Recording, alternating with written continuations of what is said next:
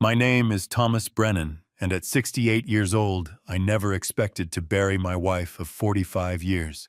3 months ago, I lost Dorothy, my partner, through decades of police work and retirement, to a long illness that slowly dimmed her light. Just days after her funeral, I sat quietly in my own living room as my son Vincent announced the house was sold. He whispered to his wife Claudia that now everything would be theirs, dividing up my possessions like auction items. What he did not know was why I could barely hold back my smile. If this story resonated with your soul, click subscribe and let me know in the comments which city or country you're listening from. I'm truly curious to know where you're tuning in from. Dorothy and I had lived carefully for decades in our modest Phoenix ranch house. Vincent saw only an aging couple on a police pension, struggling to make ends meet on Social Security and small savings. He watched us clip coupons, drive an old truck, wear clothes until they frayed. What he never realized was that Dorothy came from a family that understood the value of quiet wealth. Her father had been a financial advisor who taught her that real security came not from showing off, but from building invisible foundations. When her aunt passed 5 years ago, Dorothy inherited more than Vincent could imagine. Instead of changing our lifestyle, she invested every penny. While Vincent assumed we lived paycheck to paycheck, Dorothy was systematically creating a financial fortress. 3 years before her diagnosis, she suggested we buy a second property. Not for investment, she said, but as insurance. A place to retreat if life became too complicated. We found a small house across town, paid cash, and put it solely in my name. Vincent never knew it existed because we never spoke of things that weren't his business. The night before Dorothy passed, she pressed a key into my palm along with a folded paper containing account numbers and passwords. Her final words were not about love or regret, but about practical matters. She had left me $400,000 in a private account and $1 million in dividend-paying stocks that generated $3,200 monthly. As Vincent outlined his plans for selling my home and moving me into assisted living, I touched that key in my pocket. He had already chosen my future without asking, assuming I had no choice but to accept his charity. What Vincent did not understand was that Dorothy had spent 3 years preparing for exactly this moment, ensuring I would never need anyone's permission to live my own life. Vincent and Claudia arrived 3 days after the funeral, with their arms full of cardboard boxes and their heads full of plans. They had labeled the boxes in neat black marker, "Donate Trash Keep." They placed them in the living room beside Dorothy's piano, as if my 45 years of marriage could be sorted into 3 neat categories, like a garage sale inventory. Claudia moved through my house like a real estate agent, preparing for staging. She opened drawers I hadn't given her permission to touch, peeked into cabinets that held my private things, and frowned at the wallpaper Dorothy had chosen 20 years ago. She used the word outdated frequently, followed by phrases like, maximize the space and bring in more light. They spoke as if I weren't sitting right there at my own kitchen table. Vincent nodded along with everything his wife suggested. They brought in boxes of their belongings without asking where I wanted them stored. My recliner, the one I'd sat in every evening for the past decade, disappeared from its spot by the window. In its place appeared a low modern couch with cushions so firm they felt like sitting on plywood. I found my chair later in the garage, pushed between paint cans and Christmas decorations. The changes happened quickly after that. My bedroom, the one Dorothy and I had shared for nearly half a century, became their nursery project. Claudia was pregnant again, she announced, and they needed more space for the new baby. She painted the walls a soft green while Vincent assembled a crib where our bed had been for decades. My clothes got moved to the guest room without anyone asking if I minded sleeping somewhere else in my own house. They cleared the bookshelves Dorothy had organized so carefully, boxing up novels and memoirs we'd collected over the years. In their place went picture frames of people I barely recognized: Claudia's college friends, Vincent's co-workers, vacation photos from trips I hadn't been invited to join.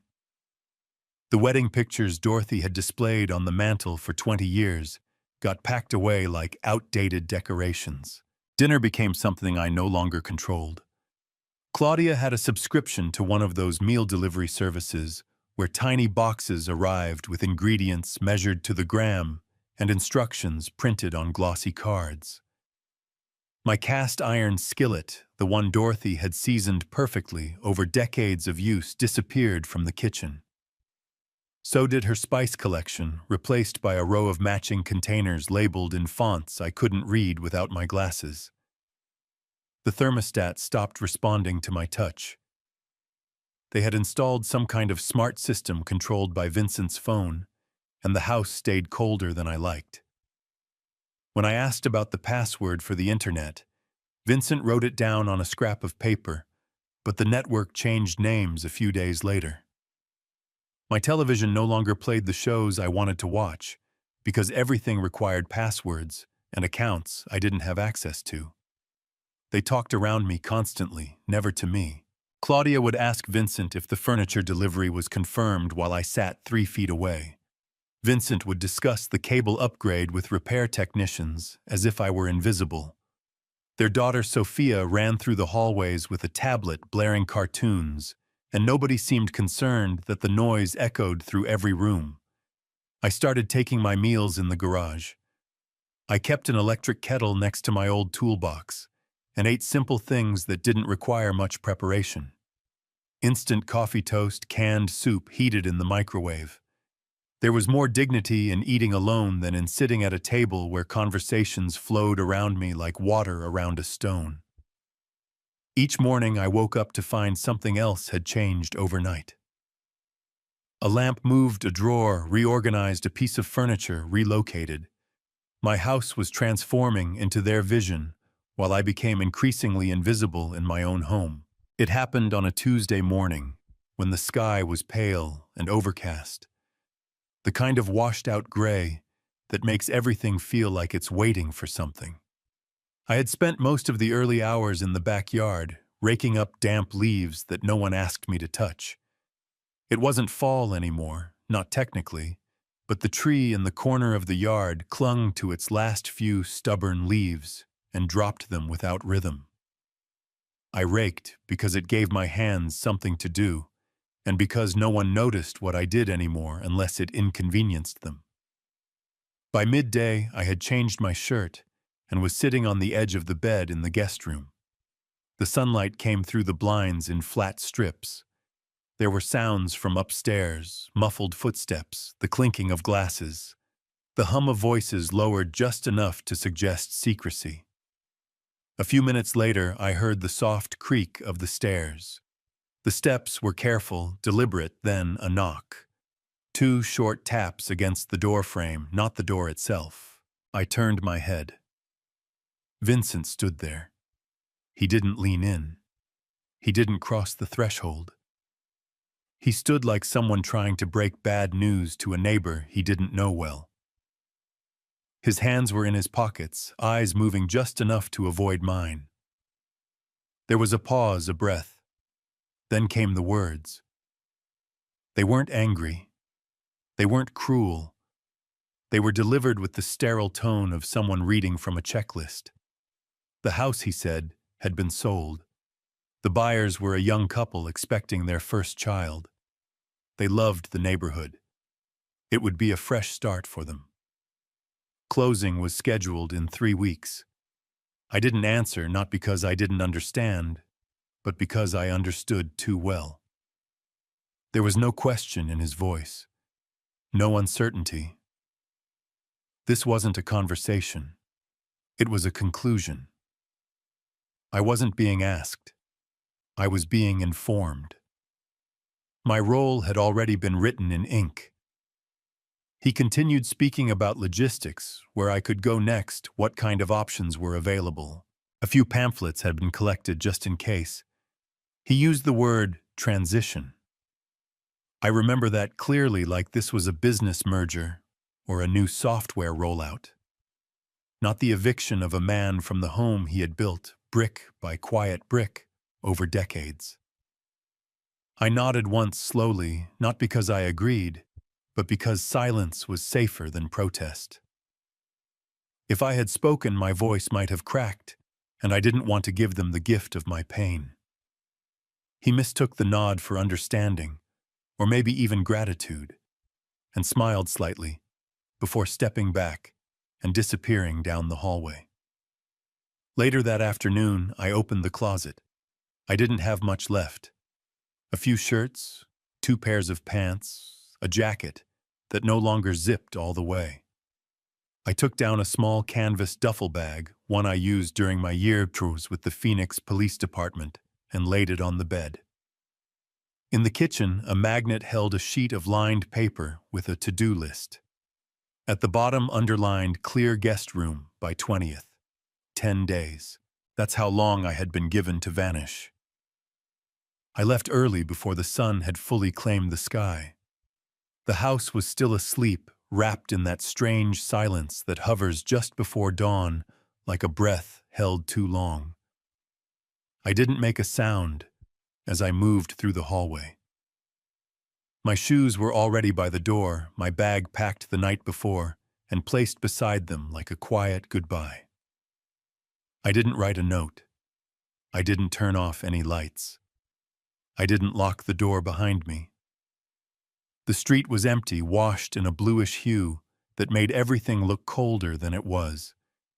I walked 3 blocks to the bus stop, my breath forming small clouds that vanished almost as soon as they appeared. The wheels of my duffel bag scraped the pavement rhythmically, a kind of dry whisper that seemed too loud for such a quiet morning. When I boarded the bus, I handed the driver cash folded precisely and exact. He didn't ask where I was going. He just nodded and pressed the lever that let me pass. I chose a seat in the back by the window and watched the familiar streets of my life slide past, like someone else's memories. The gas station where I'd once changed a flat tire in the pouring rain. The diner where Dorothy and I used to split a slice of pie after church. The police station now painted a bright garish red, like a cartoon version of its former self. An hour later, I stepped off in a different part of town, older, quieter, less impressed with itself. The sidewalk cracked under my feet, and the street lamp still hummed even in daylight. I made my way down an alley behind a row of worn brick buildings until I reached a narrow gate. The key I'd found days earlier fit perfectly into the old brass lock. When it clicked open, I felt it in my chest. The door to the second house creaked when I pushed it open. It smelled of age and wood and something faintly floral that had lingered long after its source was gone. I stood in the entryway for a long time, letting my eyes adjust to the dimness.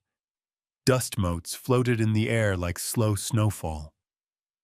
Everything was just as I remembered, just as we had left it. Dorothy and I had bought the house quietly, with no fanfare, no announcement. It wasn't a secret out of shame or deception, but out of necessity. We needed a space that wasn't filled with noise and demands and obligations. It had been her idea, really, a backup. She called it a place to retreat if the world grew too loud. The furniture was covered in white sheets, soft and slumped like ghosts caught mid-nap. I walked through the living room, trailing my fingers along the fabric. I didn't remove the covers right away.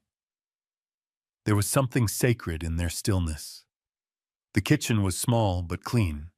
I found a half-used bottle of dish soap beneath the sink and a faded sponge still resting in the corner of the basin.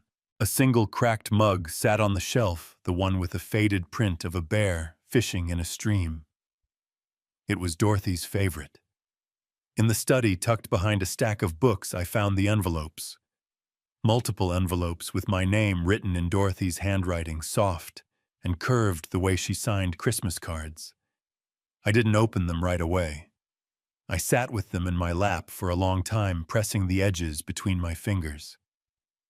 The first envelope contained bank account information. $400,000 transferred to my name months before her diagnosis. The second envelope revealed something that took my breath away. Stock certificates and brokerage account statements. Dorothy had been quietly building a portfolio worth $1 million, generating over $3,000 in monthly dividend income. The final letter explained everything. Dorothy's methodical planning, her understanding of what Vincent would do, and her determination to protect the life we had built together. The day I walked into the bank, I wore the same jacket I'd worn to Dorothy's funeral, not out of symbolism or grief, but because it was the only one I had left that still fit without pulling at the shoulders. The lining had come loose near the wrist, and I kept tucking it back in, pressing it with my fingers like smoothing a paper fold that refused to stay down. I hadn't been inside a bank in over a year. Most things could be done online now or through someone else, but this wasn't a transaction for the screen. It required a name, a face, a quiet voice that had waited too long. The lobby was nearly empty. A soft jazz instrumental floated through the air like artificial calm. The floor tiles were polished to a gleam that felt more theatrical than clean. I approached the counter, nodded to the young woman behind the glass, and handed over a slip of paper I had kept folded in my wallet for months. It had Dorothy's handwriting on it, the name of a manager, and a date from nearly a year ago. She read it, glanced at the screen in front of her, then asked me to wait. Eventually, a woman appeared in the hallway, middle-aged, sharp suit eyes that had seen enough not to blink too often. She greeted me by name. Not Sir, not Mr., just Thomas. I followed her into a small glass room with 2 chairs and a desk that looked untouched by human clutter. She closed the door gently behind me and sat down. Then she opened a folder that had been resting on the corner of her desk. What followed wasn't dramatic. There were no surprises, no last-minute complications. It was all precisely as Dorothy had arranged. A private account opened in her name transferred entirely to mine shortly before her diagnosis. A single transaction locked with instructions to be disclosed only upon my appearance in person. The amount was exact $400,000. I remember blinking several times, not in shock, but in the slow, stunned recognition of a number that had existed silently while I moved through the chaos of her illness, her death, and everything that came after. It was not inheritance. It was intention. She had saved that money not as a gift, but as a form of resistance, a shield, something she couldn't see out loud, but had still found a way to give. 3 blocks away sat the brokerage office Dorothy had mentioned in her letter. The elderly advisor remembered her well. For 15 years, Dorothy had been systematically reinvesting our pension surplus and her small inheritance, building a portfolio of dividend-paying stocks worth exactly $1 million. Monthly income $3,200. More than enough to live comfortably without ever touching the principal. The advisor smiled as he handed me the quarterly statements Dorothy had been hiding. Your wife was remarkable. She never made emotional decisions, always thought long-term. She asked me to tell you the portfolio is structured for income, not growth. She wanted you secure, not wealthy. Back at the house, I calculated my new reality: $400,000 in cash, $1 million generating monthly dividends, plus a paid-off home. Dorothy had made me completely independent. The phone rang on a Thursday just after noon. I had just finished washing a dish, a single plate with a smudge of mustard from the sandwich I'd eaten earlier, and I was drying it with the corner of an old t-shirt I used in place of towels. The sound startled me more than it should have. The landline hadn't rung since I'd returned to the house. I'd almost forgotten it was connected.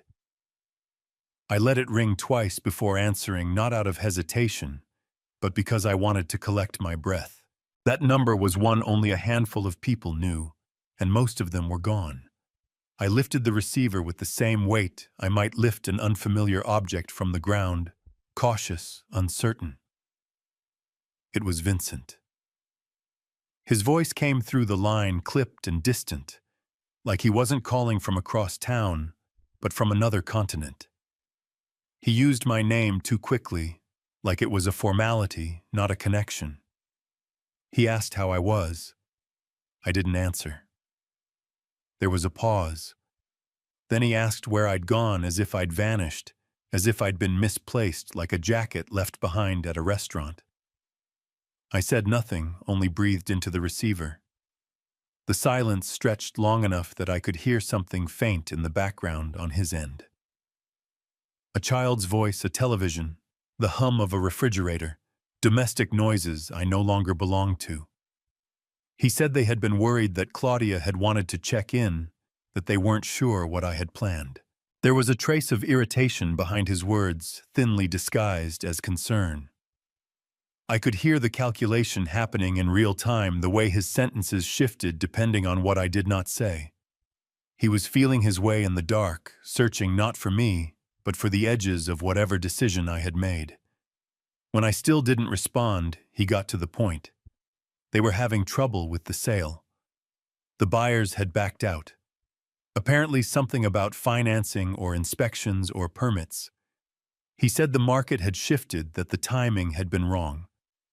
He mentioned repairs that would need to be made, upgrades, reinforcements, every word stacked like bricks on top of each other, building the kind of financial wall he hadn't prepared to climb. He asked gently at first if I would be willing to help. Not with labor, not with the actual fixing, but with money.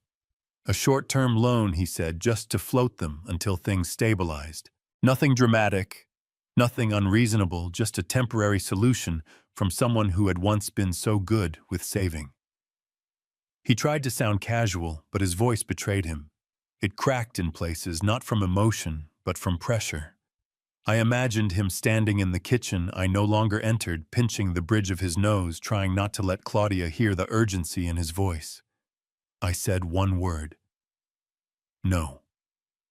Then I hung up. The folder had been in the bottom drawer of Dorothy's desk for years. It was made of brown leather, worn smooth at the edges, the corners slightly curled as if from long-held heat. I had opened it once long ago when she'd asked me to find a copy of our marriage certificate.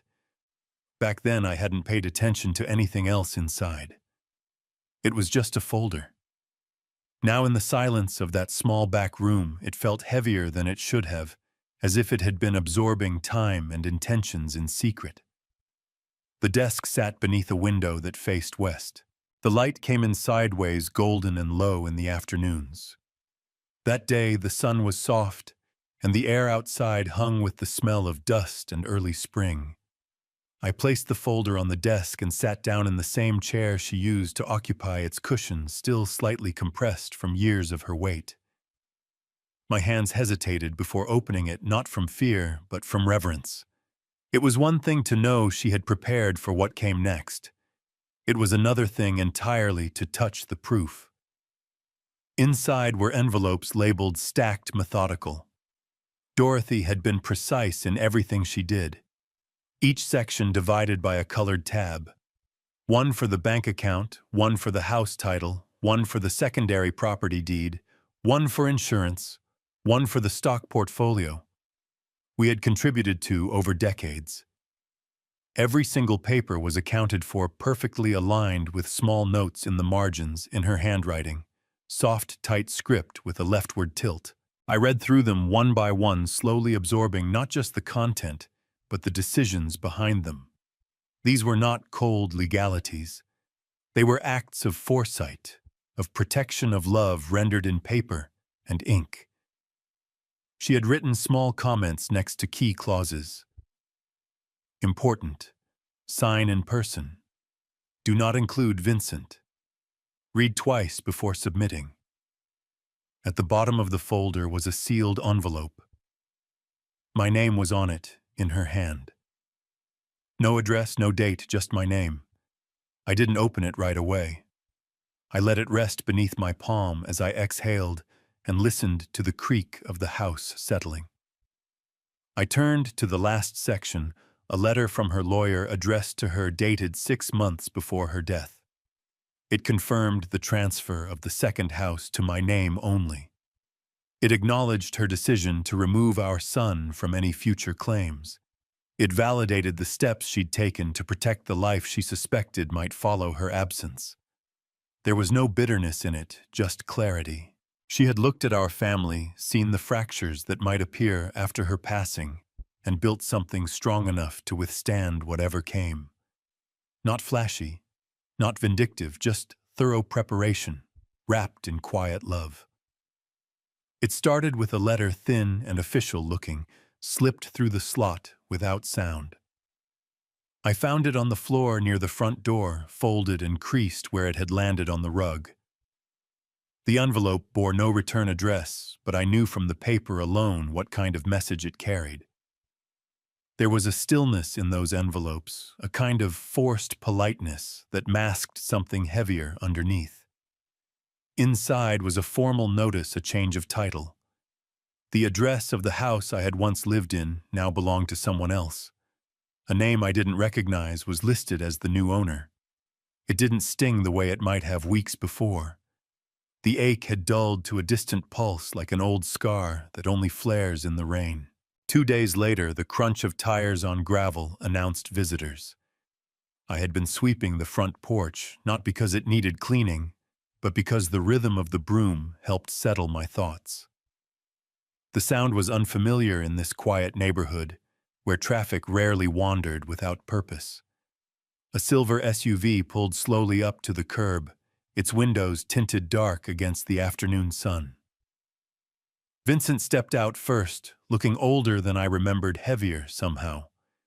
His jacket was wrinkled, the collar slightly turned up like he'd slept in it, or spent too many hours hunched over paperwork. Behind him, Claudia emerged, her arms crossed tightly over her chest, sunglasses hiding her eyes even though the day wasn't particularly bright. They both stopped at the bottom of my steps. No gifts in their hands, no prepared speeches visible in their posture, just an uncomfortable silence that stretched between us like a bridge no one wanted to cross first. I stood with the broom still in my hand, letting the air settle around us. The wind moved gently through the trees, pushing shadows across the porch in slow, lazy waves. Vincent cleared his throat and said my name. Not Dad, not Father, just Thomas, as if we were business associates, meeting after a long absence. He spoke carefully about mistakes, about misunderstandings, about the stress that had clouded everyone's judgment. He mentioned the weight of Dorothy's passing, the chaos that had followed my sudden departure. His words came wrapped in corporate language phrases like moving forward and finding resolution. Claudia stayed mostly quiet during his speech, her arms still wrapped around herself like armor. But when Vincent finished, she added a few measured sentences about family, about time healing wounds, about not letting things end on such a bitter note. They were both careful, controlled, not overly emotional or demanding, but behind their words, I could hear something else pressing against them from the shadows. There was a weight to their visit that had nothing to do with sentiment. I heard it in the way Vincent's voice cracked slightly when he mentioned the failed house sale, in the way Claudia's jaw tightened when she talked about family obligations. This wasn't about reconciliation. This was about money.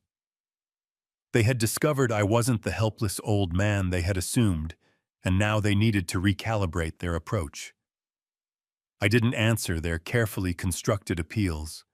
Instead, I walked slowly down the steps, past them both toward the side gate that led to my garden. I didn't invite them to follow, but they did anyway, trailing behind me like uncertain shadows.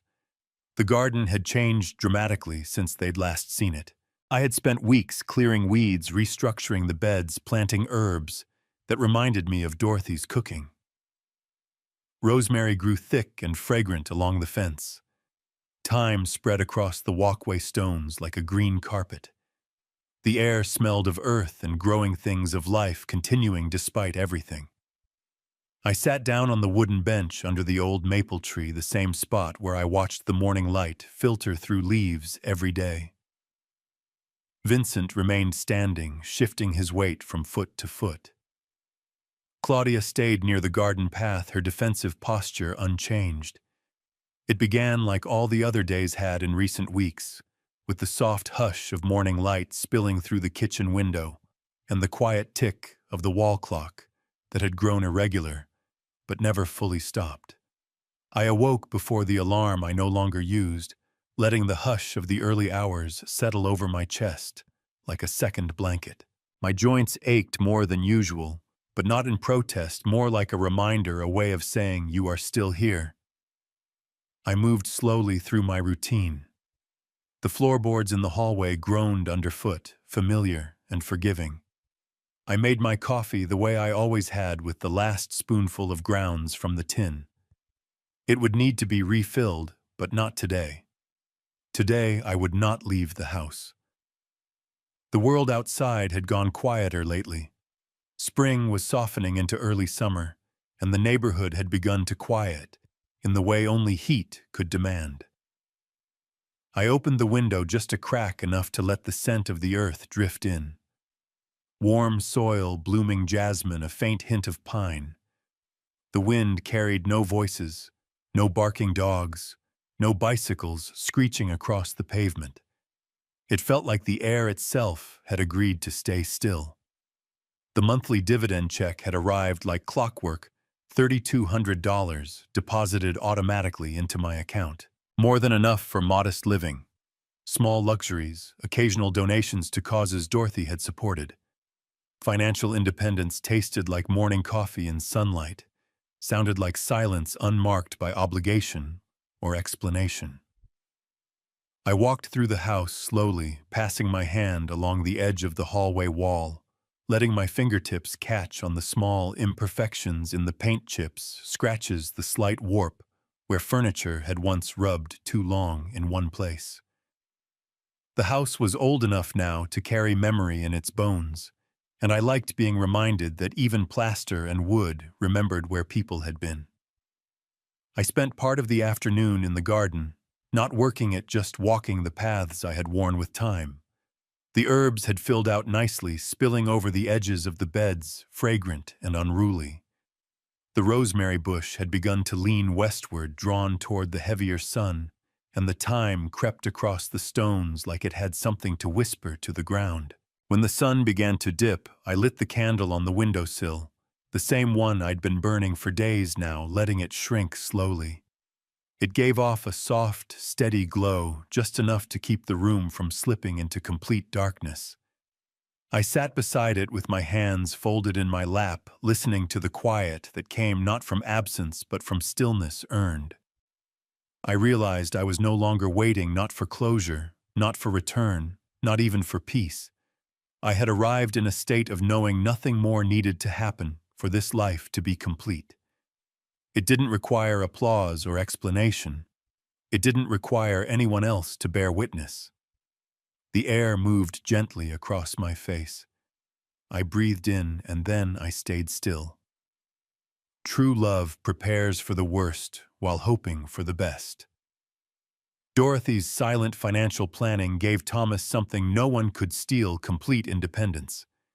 Sometimes protecting someone means building walls others can't see. The greatest gift isn't what you give, but what you prevent others from taking.